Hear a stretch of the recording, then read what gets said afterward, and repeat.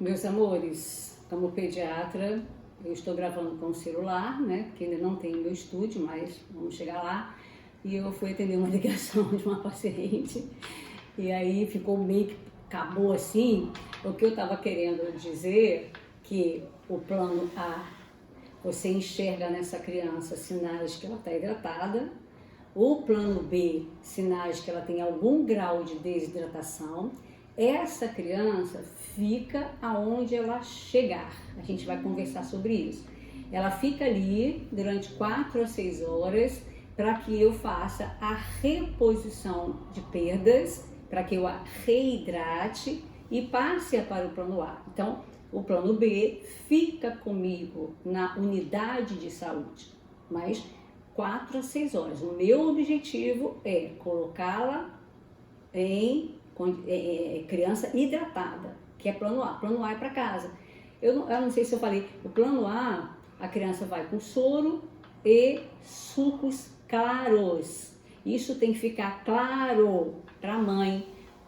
Sucos claros seria suco de maçã, suco de pera, uma aguinha de coco, intercalar isso com o soro, tá? Por que eu falo no suco claro?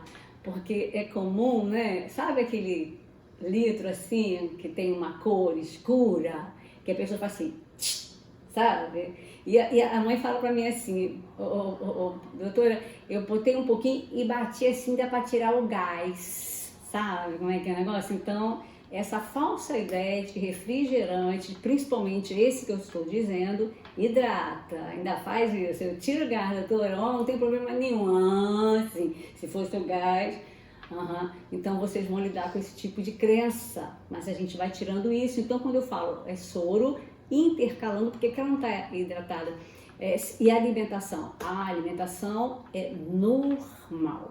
Antigamente você fazia uma dieta, isso, aquilo. Não, hoje você não tem dieta, mas ela gosta de laranja, não tem problema. Mas laranja não solta? Solta, mas não é isso que vai fazer o problema. Ela gosta de mamão, continua com mamão? Claro. É normal, tá? Porque existem trabalhos em São Paulo muito bem feitos que fizeram um controle de 2 grupos, né? Um acompanhando com dieta, né? Canjinha da vovó, aquele negócio todo, e outro normal. Ambos melhoraram no mesmo tempo, sendo que a criança que fez a alimentação normal ganhou peso, enquanto que a outra perdeu peso. E isso é uma das situações de risco que você pode começar com uma diarreia aguda, que ao invés de melhorar em 14 dias, se estende e faz persistente, tá? Então, isso já não é mais feito assim. Então, esse é o nosso propósito. Aqui, eu escrevi agora, vocês têm isso também, mas falta uma parte, né? Essa daqui, esse quadro aqui, é da Agacho da Soperge, né? Que também é conhecido e falta... Você tem 3 formas, né? Primeira coisa, quando a criança chega, né? Você vai observar, você vai explorar e, por último, você vai decidir em que categoria essa criança está. Ela está nessa categoria ou nessa. Essa categoria aqui é a criança que está hidratada. Não tem sinais de desidratação, ok? Essa aqui, ela tem algum sinal, como é que está escrito? Não é esse sinal não. Eles falam, peraí, tem uma outra palavra aqui que eu quero colocar. Não é sinal, é algum grau de desidratação. E aqui é a desidratação grave.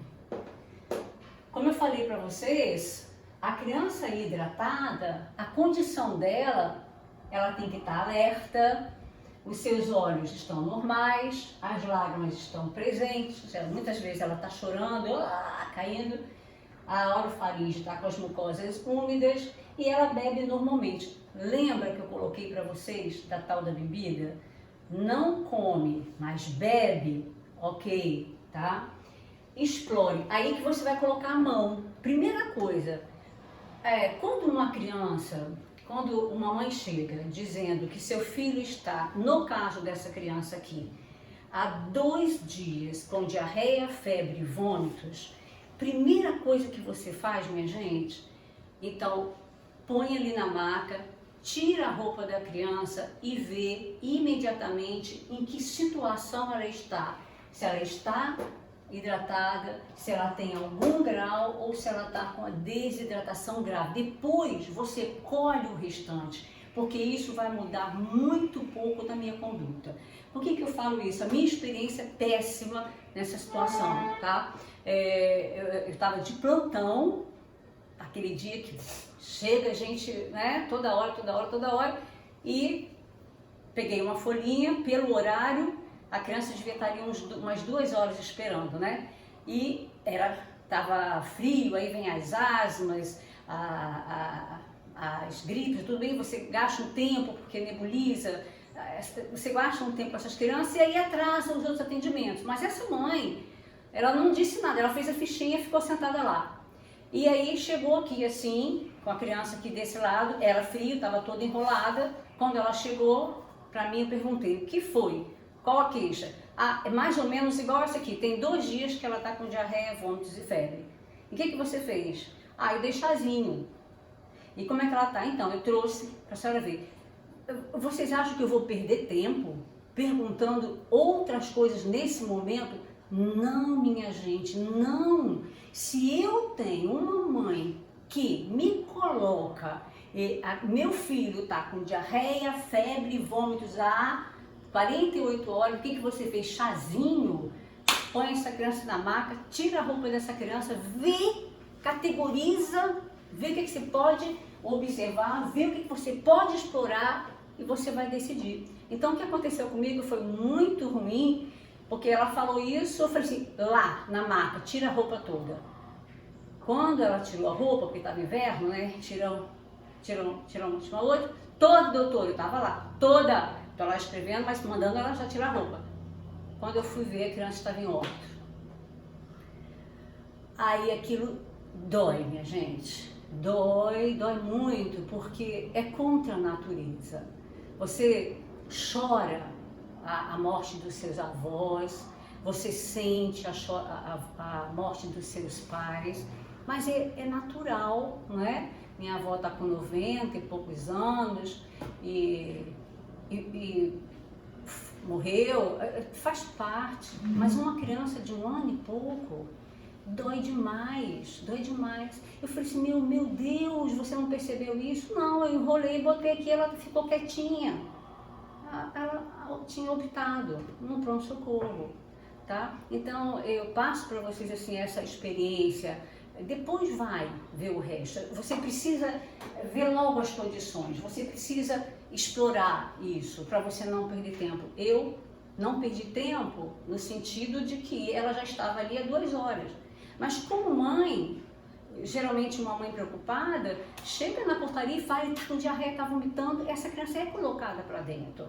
Ela não ficou lá, quer dizer, pasmem vocês, a criança lá até ser chamada. Né? E eu não trabalho, eu não brinco em serviço, não brinco em trabalho, é para trabalhar, vamos embora, porque aí passa o tempo mais rápido também, vamos embora. Eu não brinco, não saio dali para, juntar coisa. Não, porque você nunca sabe no plantão o que vai aparecer. Então você tem que resolver o que tiver que resolver e acabou. Vamos lá. E aconteceu isso, foi chocante assim, até hoje eu toco nesse assunto e já tem muito tempo, mas eu fico comovida com isso, tá? Não é natural. Então, chegou com essas queixas, põe lá, tira a roupa, deixa eu observar, deixa eu explorar, deixa eu categorizar o que eu preciso fazer, ok? Então, depois você vê o resto. Aí essa criança, na medida que a mãe tira a roupa, você já está observando a condição dela. É de alerta? É isso que eu falei para vocês aqui, né? Não, essa criança está irritada, está com os olhos fundos, as lágrimas, ela está reclamando, chorando, e não tem uma gota de lágrima, a boca está úmida, tá sedento, né? Tem sofreguidão por água, você pega lá um copinho de água, vê como é que ela dá, tá? Então, essa criança tem algum grau de desidratação. Isso aqui é observar, tô observando, tá? Aí eu vou explorar, sinal da prega, ela desaparece, né? Você pega aqui no abdômen, puxa e normalmente a pele vai. Ela desaparece rapidinho quando ela está hidratada, desaparece muito lentamente, ela se recolhe, né? Você puxa, ela vai recolhendo devagar. O pulso aqui está cheio, aqui está rápido, mas débil, porque ela faz taquicardia diante de um processo de hipovolemia, não é assim? Choque hipovolêmico. E o enchimento capilar normal, e aqui já está com 3 a 5 segundos, que na criança você faz assim. Então você está observando, então essa criança está assim, essa criança está assim, ou essa criança está assim. Ela está comatosa, você bota a criança para um lado, bota a criança para o outro, e ela não se mexe, não se incomoda com isso. Quando a criança está bem, eu sou um estranho para ela, então na medida que eu vou fazer o exame físico, ela reclama, ela chora, ela me afasta. O comatoso não. A mãe botou lá, ele vira para cá, você vira para lá e ele deixa. Os olhos estão muito fundos, né? Aquela coisa horrorosa lá embaixo, as lágrimas não estão ausentes, ele nem chora, para ser sincero, ele nem chora porque ele está comatoso, então esse ausente aqui é uma redundância, eu considero uma redundância, a língua está muito seca e sede, não bebe. Se bebe, bebe mal, mas a grande maioria das vezes não aceita. Por quê? Porque está aqui, ó. O comatoso explica o resto. Se eu tenho uma criança comatosa, como que ela vai aceitar bebida? Não. Como é que essa criança vai ter lágrimas? Não. Então eu acho uma redundância o resto, mas é assim que é colocado, né? Porque eu já estou lá em cima, já expliquei por quê. E aí você vai explorar. Explorar é botar a mão, tá? Eu sou da era que eu falo digital, dedos, né? Dedos. Isso é exame físico. Então, a prega desaparece muito mais lentamente, o pulso está de débil para ausente, tá? E o enchimento capilar acima de 5 segundos. Essa criança está sem volume, então vai repercutir isso na parte cardíaca, o débito cardíaco, esse coração pode falir, esse rim pode falir. Eu estou diante de uma criança com choque ou um pré-choque. E para isso, a gente tem os planos. Uma vez que você categorizou, essa criança está hidratada, então ela está categorizada como isso, o plano dela vai ser o plano A. Essa criança tem algum grau de desidratação, então ela vai ser categorizada como algum grau. Para ela, eu vou usar o plano B. Essa criança está grave, para ela só cabe o plano C. Repetindo, que a gente terminou na hora da ligação, quando eu tenho essa criança, ela vai ficar comigo na unidade de saúde de 4 a 6 horas. Nesse tempo, eu tenho que colocá-la para cá. Eu não posso colocar para cá. Acontece, óbvio que acontece, tá? Porque aqui é internação. Então, além de você observar e explorar, agora você vai categorizar, que a gente chama de categorizar. Você vai decidir se essa criança está aqui, aqui, aqui, tá? E aí a gente vai trabalhar,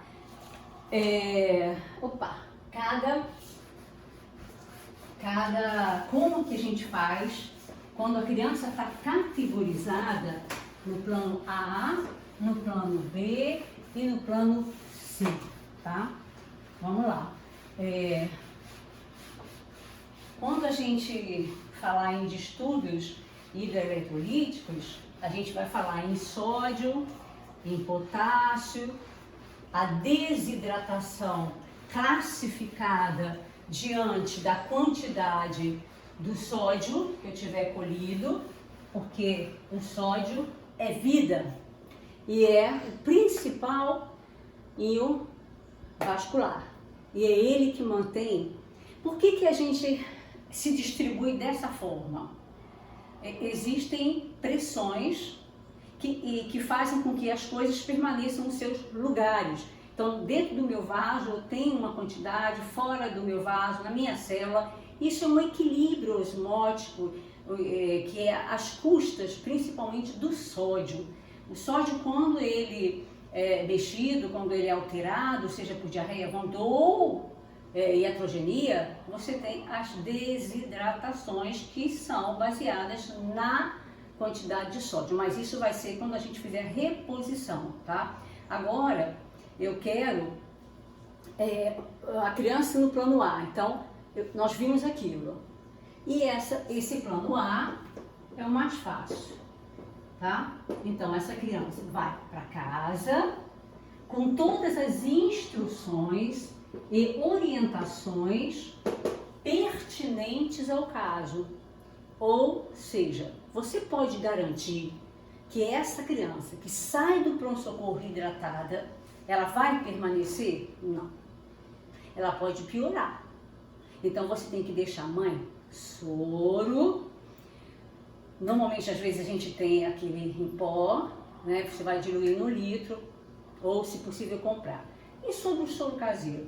Bom, o soro caseiro já tem trabalhos que mostram que o soro caseiro não é um bom reidratante. Por quê? Antigamente tinha uma colherinhazinha que tinha quantidade de sal e de açúcar. Não temos mais, então a mãe vai, o certo seriam 3 dedos de sal, né, põe num copo de água, e 4 dedos de açúcar, que fica aqui assim. Mas isso não consegue bem, então tem trabalhos que mostram que só usar o caseiro se a mãe não puder comprar, ou se você não tiver para dar, ela não pode comprar, você pode fazer o soro caseiro. Fora isso, não é recomendado. Não é recomendado porque sempre peca-se um pouco por mais ou por menos eletrólito que você possa dar.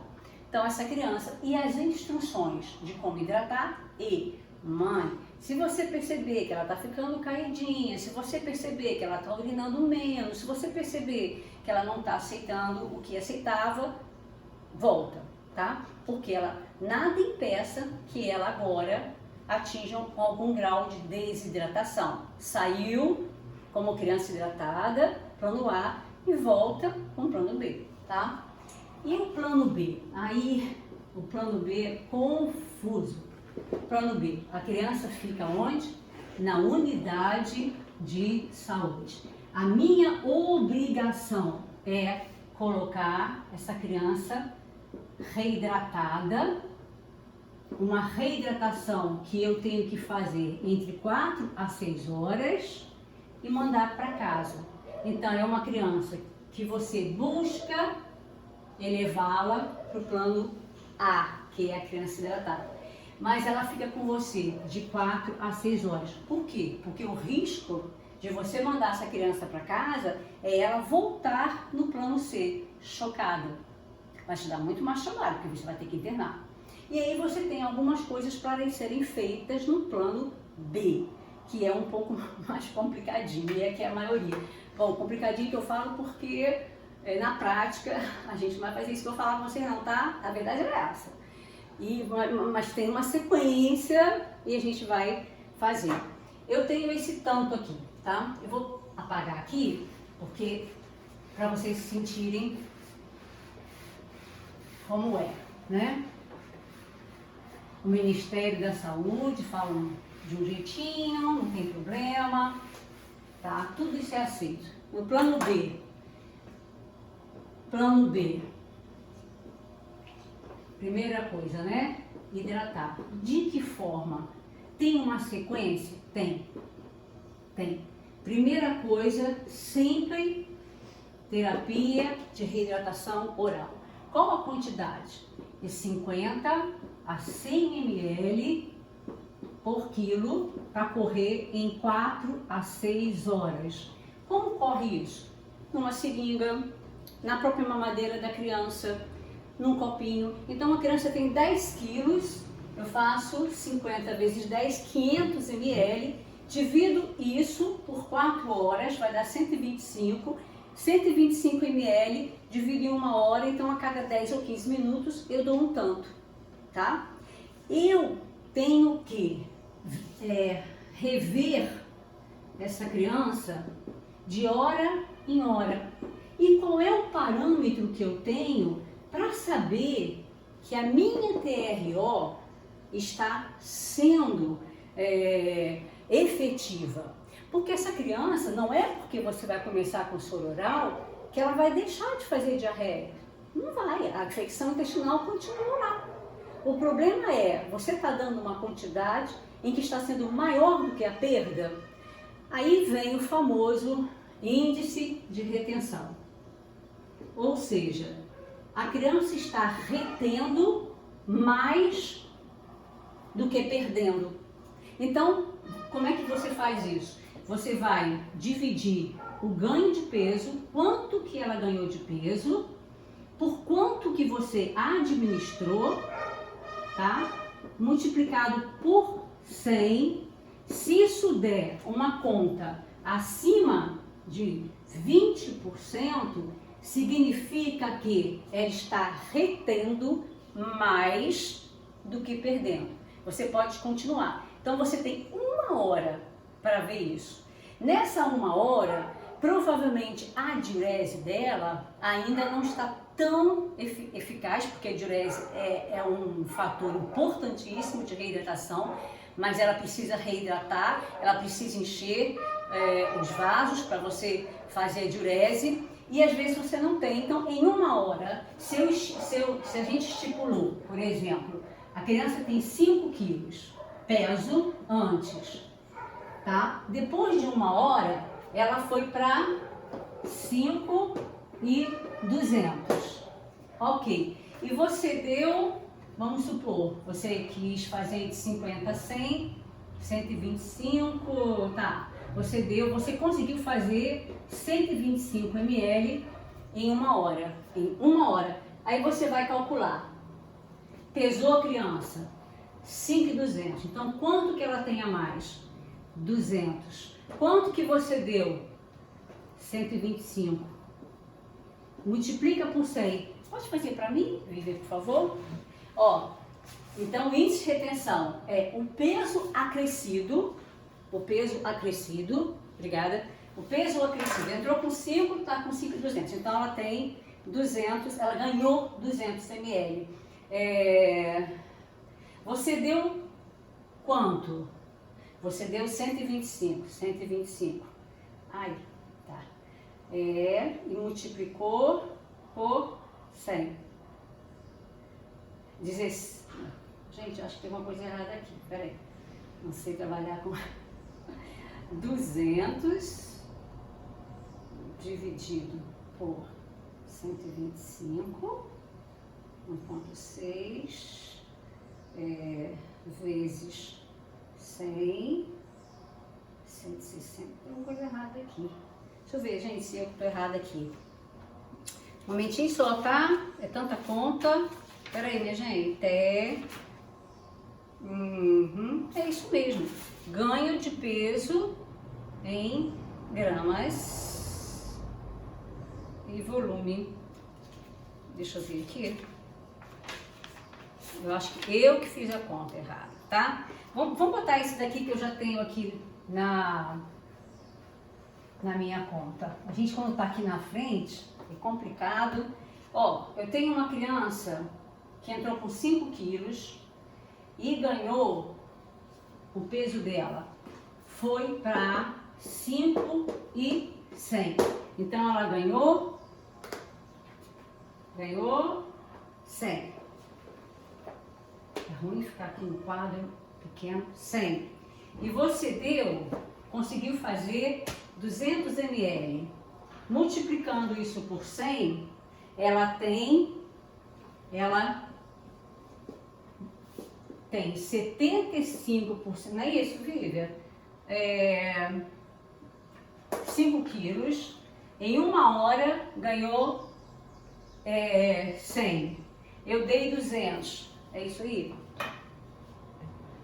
Olha aqui, quer ver? Ó, como é que zera? Gente, esse quadro é muito pequeno, né? Olha só, então ela tá 100, foi o que ela ganhou,